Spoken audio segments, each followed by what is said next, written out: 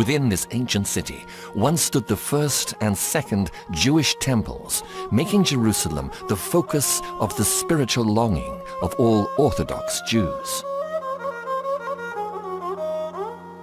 From the Dome of the Rock, Muslims believe that Muhammad ascended up to heaven on a celestial steed, which made Jerusalem forever sacred in the sight of Muslims.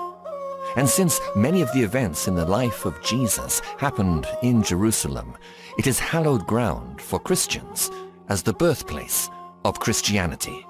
When you consider how important the old city of Jerusalem has been to Jews, Christians, Muslims for thousands of years, the visitor to the city may be surprised to find just how small the old city is. In fact, Mark Twain, who came through these gates in 1869, claimed that you could walk entirely around the circumference of the city in 1 hour if you walked briskly.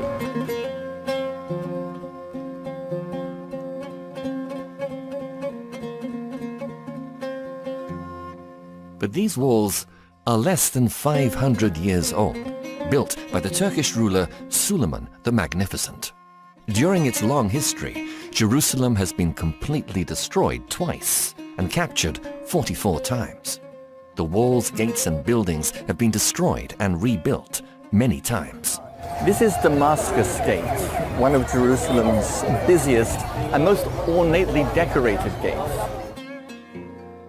There are 6 other gates into Jerusalem, making 7 entrances in all. An 8th gate, known as the Golden Gate, was sealed off by Suleiman in 1541. According to Jewish prophecy, this is the gate through which the Messiah will enter Jerusalem, so Suleiman sealed it off, hoping to prevent the Messiah from doing so. Just a little south of where I'm standing here by the Golden Gate is an area known as the Offal. The Offal means a fortified hill or a risen area. And just immediately south of the Offal is another hill where the city of Jebus once stood. These ruins are all that remain of the Jebusite city before King David besieged and captured Jebus in 1003 BC and renamed it Jerusalem. David brought the sacred Ark of the Covenant into the city, establishing Jerusalem as the center of Judaism. David longed to build a house for God where he could place the Holy Ark. So he bought a farmer's threshing floor from a Jebusite named Averna for 50 shekels of silver. And this was to be the site of the splendid new temple. But God told David that he was not to be the one to build the new temple. Instead, his son Solomon would be given the task. This is what Solomon's temple may have looked like in his day. Solomon's beautiful temple stood for nearly 400 years, until in 586 BC, the Babylonian king Nebuchadnezzar conquered and plundered Jerusalem, and Solomon's temple was burned. In approximately 700 BC, 100 years before Cyrus was born, the prophet Isaiah prophesied that a king named Cyrus would allow the temple to be rebuilt after Nebuchadnezzar had destroyed it. Isaiah's prophecy was fulfilled in 536 BC, when the Persian king Cyrus allowed the Jews in captivity to return to Jerusalem under the leadership of Nehemiah. And after the walls were rebuilt, a second Jewish temple was built on the foundation of Solomon's temple by the Jewish leader Zerubbabel. A full 500 years passed before Herod the Great ordered a massive reconstruction and embellishment of the temple. This is a detailed model of Jerusalem and Herod's temple constructed in 1973 by the famous historian Michael Avi-Yori, on display in the gardens of the Israeli Museum. In 69 AD, Titus, the son of Roman Emperor Vespasian, marched on Jerusalem to suppress a Jewish rebellion, and in 70 AD, Titus torched the entire city, and the second Jewish temple went up in flames. Since then, for nearly 2,000 years, there's been no Jewish temple standing in Jerusalem. But still, thousands of people every day make their way to the Western Wall, widely believed to have once been part of the actual temple complex. Here, the Jewish people come to mourn the destruction of their temple. Here they can contemplate the many hardships they have endured throughout their history and pray for the return of the glory of their ancient past. No trees can be planted in the courtyard as long as the third and final temple remains unbuilt. After the destruction of the Jewish temple in 70 AD, the Jews never rebuilt a third temple during all those years. But why? I'm joined by Robert Mandelbaum, who's an eschatologist and Bible researcher. Robert, why was this? Why have the Jews never rebuilt their temple? Well, thanks for having me, Chris. It's great to be here. After 70 AD, the Jews were scattered throughout all of the world, and there came a time when Jews were not even allowed to live or visit Jerusalem. They wanted, of course, to rebuild their temple, and thanks to the Temple Institute, which is just behind us, all the plans are already made. The sacrificial altar has been recently constructed. The priest robes have been made. Pretty much everything is ready to go. Robert, help us understand, why is it so important to the Jewish religion to rebuild their temple? What is the significance of the temple to them? Well, Chris, there's many important reasons, but the primary reason, the number one reason, is the Jewish people do not believe their Messiah will arrive until that temple is rebuilt. So what's the problem? With everything set and ready to go, what's to stop the third temple being built? Well, the problem is that building you see over there above the Western Wall. It's called the Dome of the Rock. The Dome of the Rock was built by the Arab Caliph Abd al-Malik in 691 AD. It stands on what is known as the Temple Mount, on the Haram al-Sharif. The Haram al-Sharif is currently the site of the Al-Aqsa Mosque, which has a silver dome, and the Dome of the Rock, which has a golden dome. And it has a tradition from the 12th century of being the place where Muhammad's stepped off of the earth and onto his horse, and then the horse was taken up into heaven, and so was Muhammad. That's a very late source. It is not from the Quran, but it's a traditional Muslim source.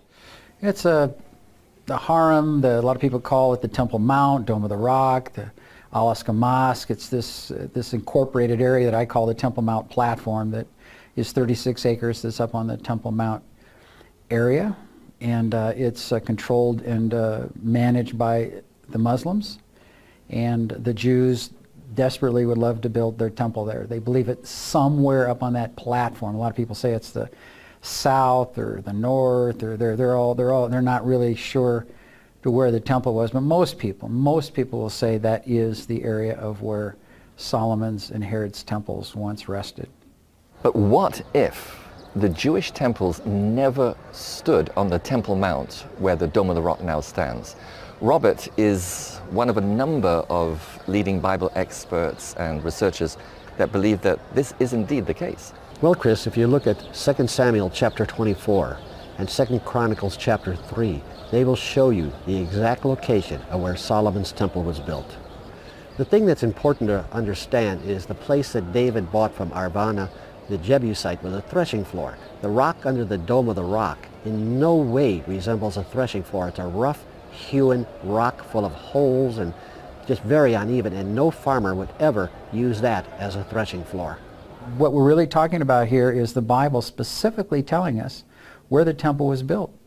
And Scripture is telling us that the temple was built in the city of David, more specifically in the Jebusite fortress on the threshing floor of Ornan, which is, I would assume, would be very close to the Gihon Springs in some respects. So Robert, if the Jewish temples never stood where the Dome of the Rock now stands, then where were they built? Well, they were built several hundred feet south of the Dome of the Rock in an area called the Ophel. And all you have to do is study some verses out of Nehemiah chapter 2 and Nehemiah chapter 3, and again it pinpoints and gives a very clear description of where the temple was built. The key word in that verse, Nehemiah 2:15, is brook. I went up by the brook. And if you look at Nehemiah 3:7, it uses the word river. There's only one brook, one river, one stream within 5 square miles of Jerusalem. There is no river, no brook, no running water on the Haram al-Sharif. The only place in all of Jerusalem where there is running water is the Gihon Spring. And where is the Gihon Spring in relation to where we're sitting now? Well, the Gihon Spring is just a few hundred feet south of where we are presently sitting. Do you want to take us down there? Yeah, let's go.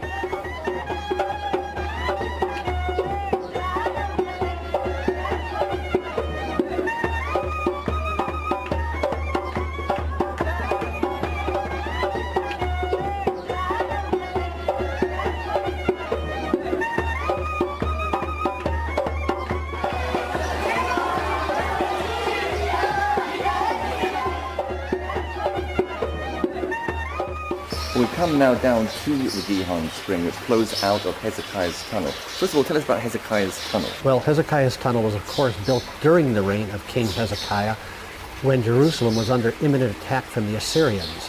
Hezekiah took the Gihon Spring, built this tunnel, and channeled the waters of the Gihon through the tunnel which you see before us. And what is the relevance of the Gihon Spring in relation to where the temple once stood? Well, when the ark was in Shiloh and David brought the ark from Shiloh, he placed it at the Gihon Spring. King Solomon was anointed king at the Gihon Spring. And when King Solomon, of course, became king, he built his temple, King Solomon's temple, which was built up the hill from where we're standing on the Offal. So the waters of the Gihon Spring are very pure. Well, they were at one time, but in 1067 there was a major earthquake in which 25,000 people were actually killed. The topography of the area was changed, and the waters of the Gihon became bitter. So the Gihon, and it's amazing, a siphon spring, one of only maybe a dozen in the whole world that work that way. So it's an amazing water system that you have there. Gihon means gusher, because what would happen several times a day, this water would be gushing out of there. And like I said, if you look in any ancient tell, a tell is an archaeological, artificial mound, you need four things to make a city. You have to have food, water, road, and defense. Any ancient city had to have that. In Jerusalem, there's only one water source. One. There's not two, there's not five, there's not three. There's one water source, and not a small source. One major water source, the Gihon, the gusher. The Gihon Spring was very unique in structure. It is literally a siphon spring and well known to geologists and hydrologists of being something that can literally pump something a great height. The Gihon Spring is similar to geysers, like Old Faithful, but without the heat. That it could pump water 40 stories, 400 feet, from the bottom of the Gihon up into the temple. And there are 5 historical sources that tell us that it actually happened, that there was a fountain inside the temple. Besides the biblical information, the biblical sources from Joel, Ezekiel, and from the Psalms, several Psalms, put it all together, and there was a fountain in the temple at the top of the city of David, on the top of Mount Zion at that temple. And it also existed in the reconstruction by King Herod. Well, the Gihon Spring is an ancient water source that's been talked about going way back to the time of Solomon. The springs are still running today. They're not of the force of water that they were a long time ago. A lot of Jerusalem has been dug up, and the rock might have, through fracturing and modern construction, have precipitated that. But the Gihon Springs has been this ribbon of water that's the lifeblood of the city of David. It's like water pumping through the veins of a human. The city of David has this water pumping through it, which gives his life, and gave it, the reason that David even took it was probably that water source. But you need to have flowing water in the ceremonial of the cleansing of several things. The priests going in the temple to worship. You need spring water to add to the ashes of the red heifer for purification.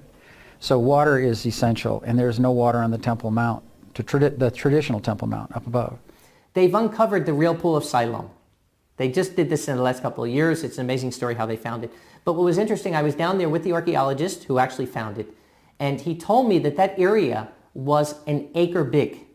And his words, not mine, he said it's the world's largest mikveh. It went off in my head. Of course, 10,000 people would be mikvahing there. So the fact, if you're mikvahing and you're getting ceremonially clean down there, does it make any sense that you're going to walk a third of a mile and maybe be unclean again? So the temple would have to be close to the mikveh, particularly that it's the biggest mikveh in the world, a 10,000 person acre mikveh where the pool of Siloam is. And yet they found the stairs now, the original stairs from the Herodian period that go back up toward the city of David where the temple would have been.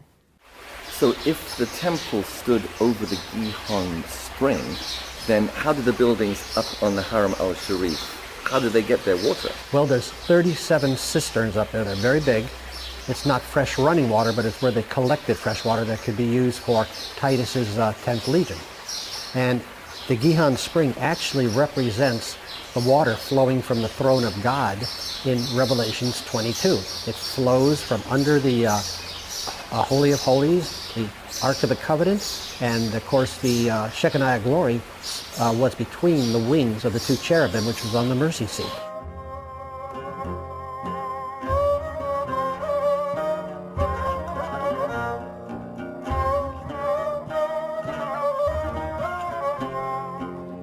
We're here in the city of David, where so many things happened in the Bible.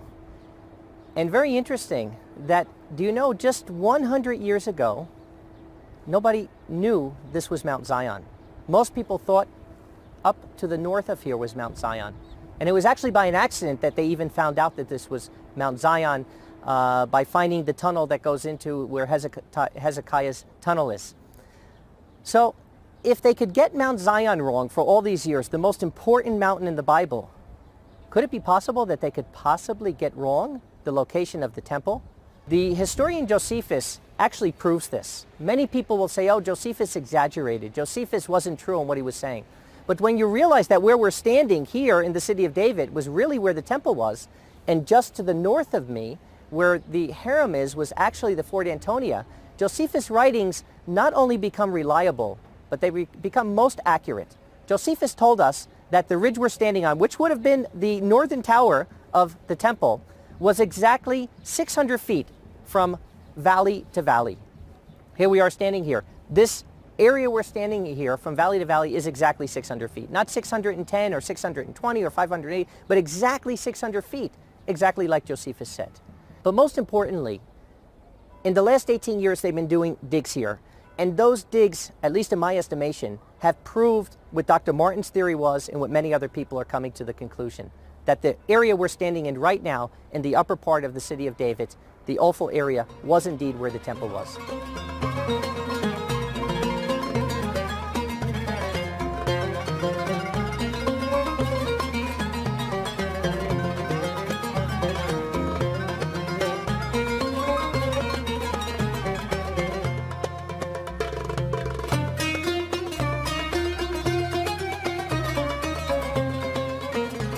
Well, I wanted to film this part of the interview on the Haram al-Sharif, but of course you're not allowed to film there.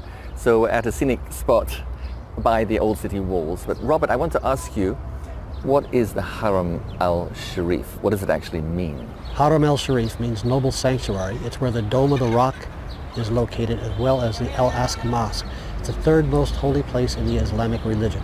And it's quite a wide area. So back before the Dome of the Rock and the Al-Aqsa Mosque were built, back in the time of Jesus and the time of the temples, if the temples weren't standing there, then what was up there in that large area?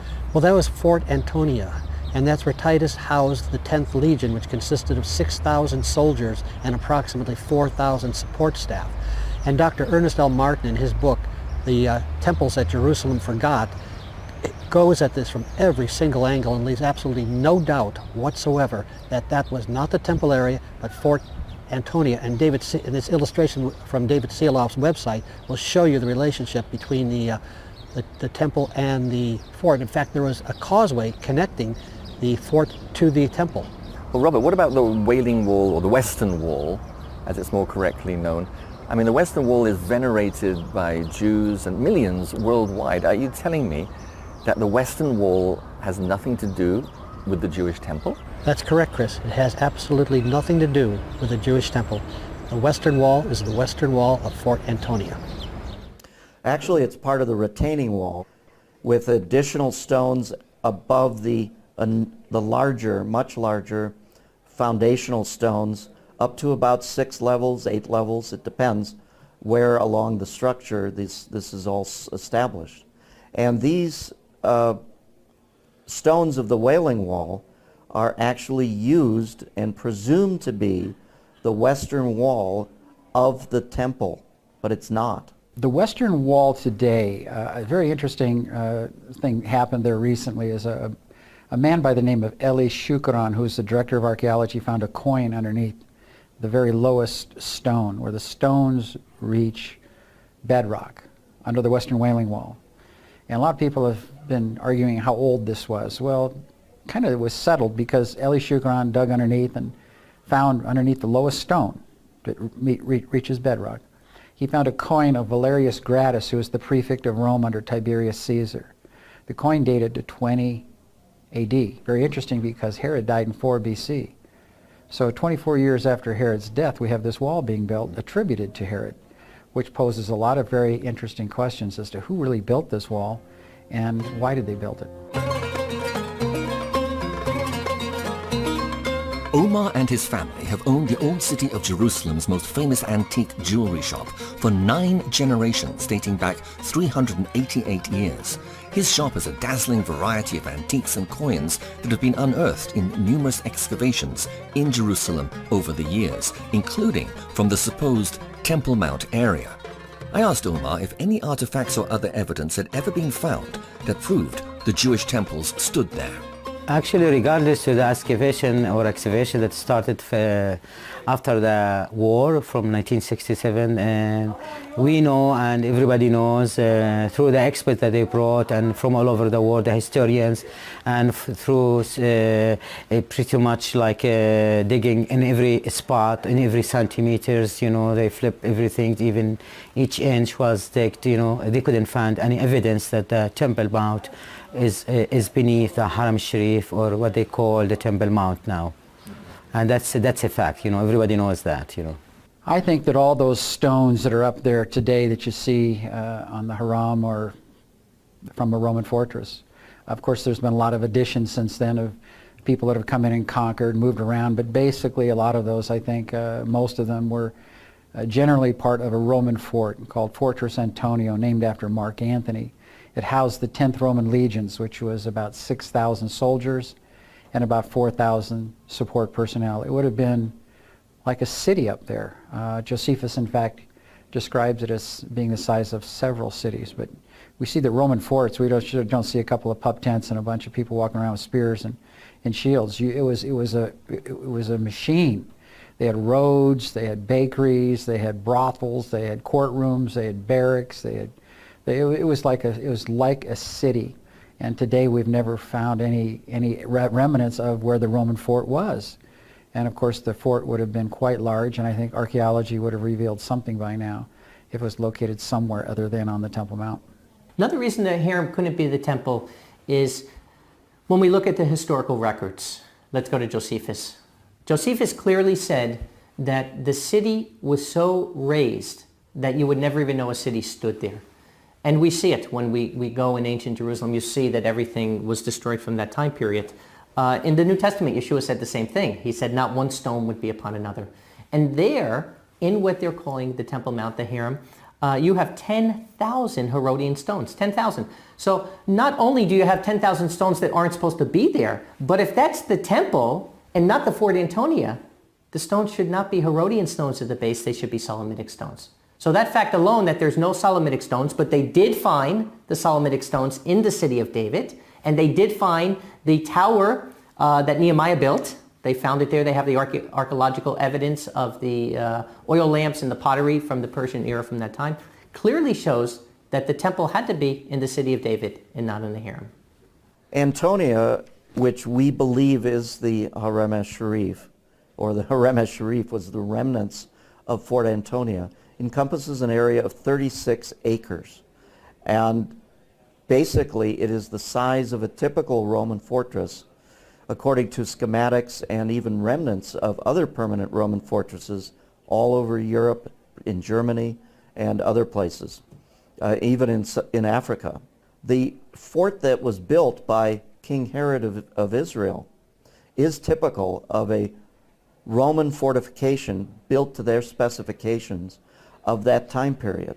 Another thing that most of the historians have neglected is the fact of Josephus tells us the size of the temple. The size of the temple was 600 feet square. It was a square. It's very, very simple when you look at the records. Now, it was enlarged by Herod, but certainly not to the point of the size that you see the harem. Now, the interesting thing, when you look at the size of the harem, it's 96% exactly the size of every ancient Roman fort. And remember, the Roman fort was the property of the Roman Empire. Just like today, the United States of America has hundreds of bases in different countries. Those bases are owned by the United States of America, even though they're in a foreign country. And it was the same thing in this time. So when you're looking at that fort, not only the size of it had to be standard, but also remember that in an area where Jews were not intermingling with Romans, it had to be big enough that you can house your at least a legion of soldiers. That beside the soldiers that you had to have personnel that was working. You had a red light district. You had to have restaurants. You had to have probably 10 to 15,000 people. And whenever you look at a model of Jerusalem, like you saw in Jerusalem by Yonah, they always make Fort Antonia this tiny little fort that couldn't probably hold 100 people. The model that we have at the Israeli Museum is a beautiful model. It's a great piece of art, but a poor piece of historical reflection. For instance, I believe that the Roman fort there is ridiculous. It's just this little appendage. The mighty Roman fortress has been reduced to this small little caricature that they have there in that model. So I don't think that the model maker there made an accurate representation. But what he did do is he's impregnated into the mind of a lot of visitors a warped concept of the size of the Roman fortress and where the Roman fortress is. I'm really surprised that most people don't go up and say, this is ridiculous. What do we have this here for, this size and this dimensions? The Roman fortress was immense, and it wasn't just this small little appendage that they have there, because we know that they had the 10th Roman Legion, which was about 10,000 people. That area could have held maybe a couple hundred people that we have at the model at the Israeli Museum. And even in the New Testament, when you look at the Apostle Paul, now they don't even know who he is. They're thinking he's this Egyptian that did this. And here it is, this nobody, because there was a plan to kill him on the way to Caesarea. They send 450 soldiers and accompaniment with him. Now, if there was only 600 soldiers in that fort, is it logical that almost every single person in the fort is going to go with an unknown person that they don't even know who he is? Of course not. So that alone shows us there were thousands of people. I mean, Jerusalem was a place where there was a lot of trouble going on, particularly at holy days, and there were thousands of troops that had to be there to quench any kind of trouble that would come. And like I said, the dimensions of the harem being exactly the dimensions of every Roman fort and completely opposite of any dimension of the Temple Mount that's told to us in the historical records is another proof that just couldn't be the Temple Mount. We're on the Mount of Olives overlooking the old city of Jerusalem, where we get a very clear view.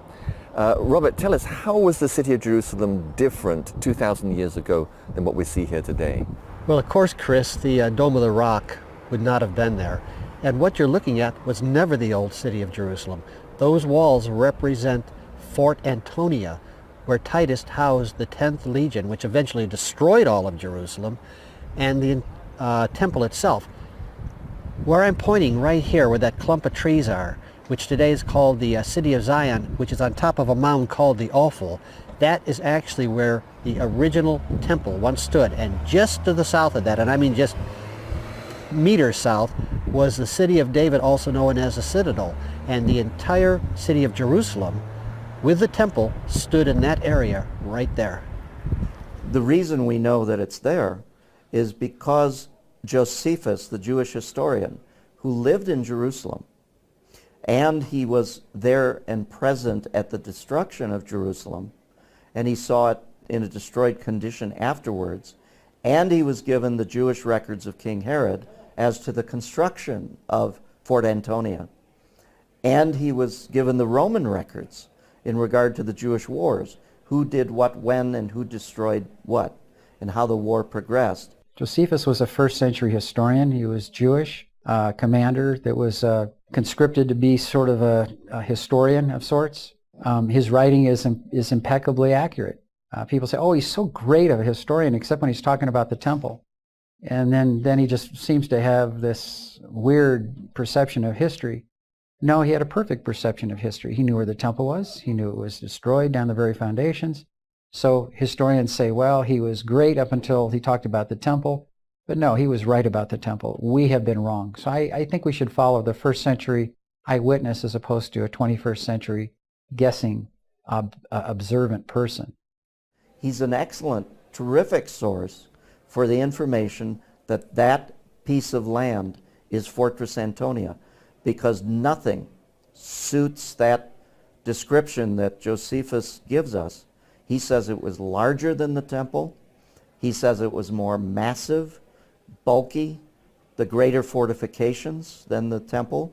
It obscured the temple from the north vantage point if you would approach Jerusalem from the north.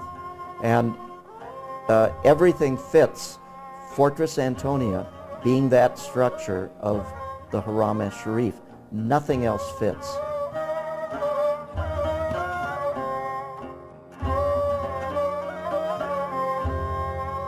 So if it was the Roman Fort Antonia that stood on the Temple Mount, or the Haram al-Sharif, and not the Jewish temples, what was the rock that is enshrined within the Dome of the Rock? Well, there's a lot of people that have questioned what is the rock doing under the Dome of the Rock. That's pretty much what it was named after. I'm really interested in what the Bordeaux pilgrim said in 333 A.D. When he was at the Church of the Holy Sepulchre. He said he looked due west, and all he could see was the long wall of the Roman fortress. That's very interesting, because when you go to the Church of the Holy Sepulchre and look west, all you see is the long wall of the Temple Mount. So according to the Bordeaux pilgrim, and what I can understand he is relaying through his words, is that he's actually looking at the Roman fortress, and he is describing also that rock was the praetorium where the prisoners would have stood on this rock when they were pronounced guilty. I think that's one of the most interesting thought process on what is that Dome of the Rock. But what can we prove that rock was? Some people say it was the rock in the Holy of Holies. Impossible. The Holy of Holies is 30 feet by 30 feet. The rock is 52 feet by, whatever. But it's certainly not a rock that would be in the Holy of Holies. The small rock where the Ark of the Covenant went on was a slab. It wasn't a rock like this. So what was this rock? It's interesting. When you look at this rock, what you'll find on the top of the rock is you'll find crosses in it. Because it wasn't a rock that was sacred to Judaism, and certainly wasn't a rock that was sacred to Islam, wasn't even involved back then. But it was a rock that the early believers, as early as the 3rd century, we can prove this from the historical records, thought that rock was the rock that was in the Praetorium. So the belief was that was the rock Yeshua got on top of and gave his defense before Pilate. So knowing that, and there was a tradition that came after that, it almost looked like there were footprints in that rock. And some of those Christians were believing these were the footprints of Yeshua, and they built a church around it in the 3rd century, the Church of St. Cyrus, and then the Church of the Holy Wisdom that came after that. But clearly that rock was a Christian edifice, nothing to do with Judaism and nothing else.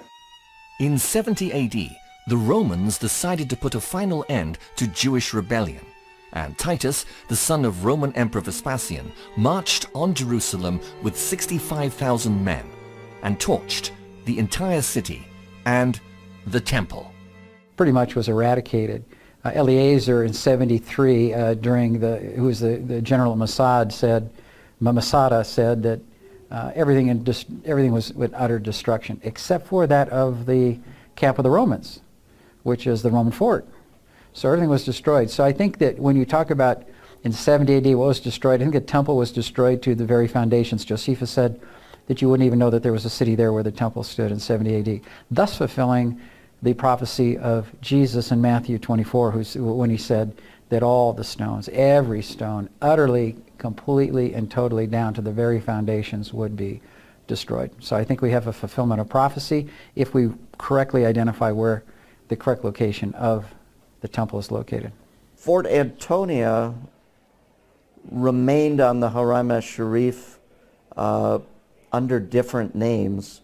In other words, when did it stop being Fort Antonia? After Jerusalem was destroyed. It had a different name, It was actually the center of Aelia Capitolina, which was the renamed terminology for the city of Jerusalem. Emperor Hadrian decided to eliminate Jerusalem by changing the name and causing the reconstruction of the entire city. And it became to be quite a large city, and for a long period of time it was a Roman fortress housing the 10th Legion Fretensis until about 300 years, 250 years after the destruction of Jerusalem. That 10th Legion was based there. The temple was destroyed in 70 AD, and then it really wasn't much of a city until it was rebuilt and renamed Aelia Capitolia, which was its new name, and it was a new city. So then it really took a very strong resurgence after the time of Constantine. When Constantine built the Church of the Holy Sepulchre, then it really started taking off again. And then from then on, it had a steady growth up until the time of the Crusades in 1099. Took another growth spurt there, and then it's pretty much stabilized after that, after the Muslims had it in the 7th century. There's a lot of argument as to when people started believing that the temple was on the Temple Mount. My personal belief is that in 1099, when the Crusaders conquered the Temple Mount complex today, and they saw the Muslim dome with the crescent moon on it, they ripped it off. They put a cross on there, called it the Templum Domini, which is Latin for the Lord's Temple. And from that point on, it became very popular throughout Europe that was the temple area. People did argue about it for some extent. They didn't know where the real temple was. But in time, they just settled on it. There was a man named Tudela, Benjamin Tudela, in the 12th century, very charismatic man, rabbi. And he said, hey guys, let's just settle on this. And people have, and tradition has sent its taproot down and taken root in both the church and both the Jewish belief systems. And from that point on, it's become historical fact, when I think it's been terribly, terribly mangled in history. And we have a wrong perception of where the temple is located traditionally, because it should be in the city of David.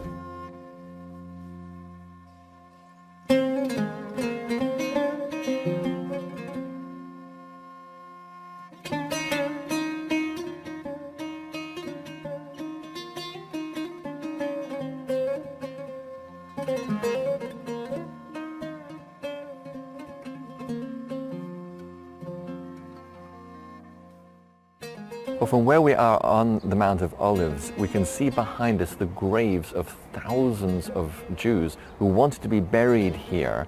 Why? Why did they want to be buried right here, right up against the Mount of Olives? Well, according to Zechariah, the Messiah is going to return to the Mount of Olives. The Mount of Olives is going to cleave in half. Half is going to go toward the north, half toward the south. And the Jews as well believe this is where the resurrection is going to take place. But of course the Jews believe that the Messiah can't come until the temple is rebuilt.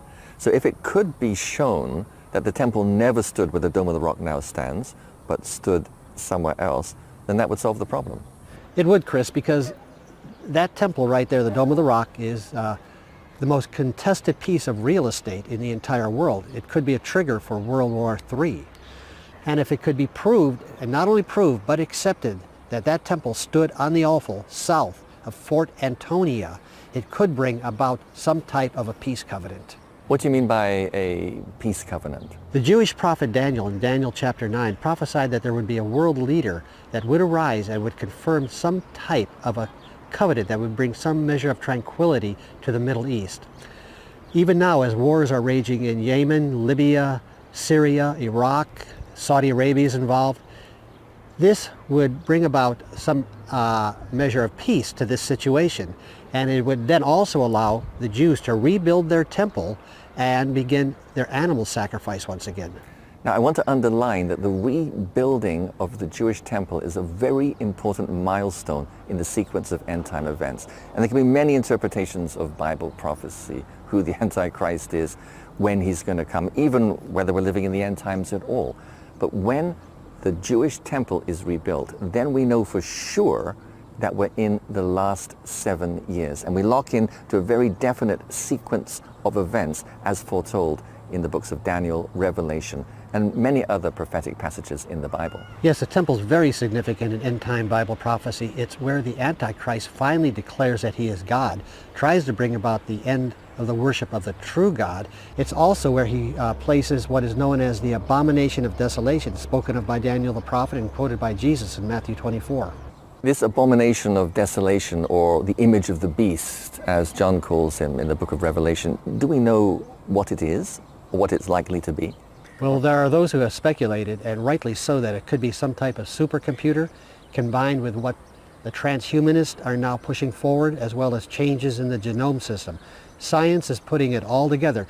Never before in world history that we know of has it been possible to track every man, woman, and child.